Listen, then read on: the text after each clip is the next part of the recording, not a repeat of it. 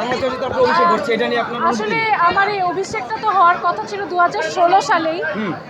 2016 সালে এই ছবিটা 2017 সালে 2017 সালে ছবিটা শ্যুট করা শুরু করেছিলাম এবং আশা করেছিলাম যে অ্যাটলিস্ট 18 কি 19-এর মধ্যে বাংলা ছবির মাধ্যমে আমার অভিষেক হবে। বাট সামহাও ওই সময় দাহকাল ছবিটা হওয়ার কথা ছিল, হয়নি।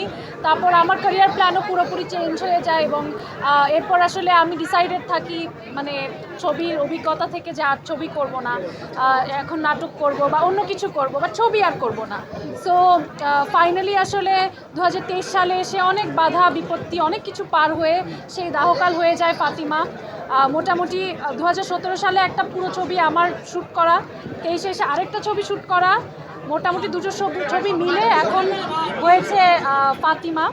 এবং আমি খুবই আনন্দিত এই ব্যাপারে যে প্রথমে যখন আমি কিছুই ছিলাম না, কোনো কাজ করিনি, ওই সময় ধ্রুব ভাই আমাকে এই সুযোগটা দিয়েছিলেন।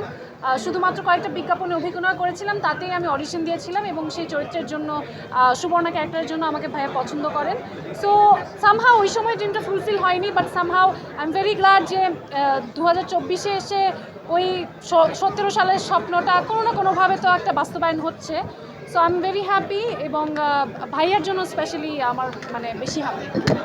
এখনও আসলে আমাদের একটা গুড নিউজ আপনাদেরকে দিব, সেটা হচ্ছে একটু আগে নিউজ এসছে আমাদের যে সান্তা লুসিয়া ফেস্টিভ্যাল মেক্সিকোতে অফিসিয়ালি সিলেক্টেড হয়েছে ফাতিমা। এর আগে এরপর নেক্সট মান্থ অ্যাকচুয়ালি লন্ডনে আমরা রেইনবো ফিল্ম ফেস্টিভ্যালে যাচ্ছি ছবিটা নিয়ে। এর আগে ইরানে গিয়েছি,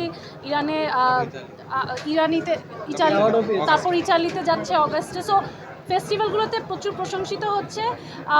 আমি বলবো যে যারা একটু ছবি বোঝে বা ছবিটা মানে মননশীল যারা দর্শক আছেন, তাদের অবশ্যই এই ছবিটা দেখলে ভালো লাগবে। মানে যারা, সেটাই বললাম যে যারা সিনেমা প্রেমী তাদের খুব ভালো লাগবে, যারা দেশ বিদেশের সিনেমা দেখে ইউজ টু বা একটু চাই যে একটা ছবির পরে একটু ছবি দেখার পর একটু ভাববে ছবিটা সম্পর্কে, বা একদম সরল রেখায় কোনো গল্প না, দর্শকদের অডিয়েন্সদের ভাবনার জায়গাটা ছবিটাতে আছে, আপনারাও সেটা দেখলে বুঝতে পারবেন।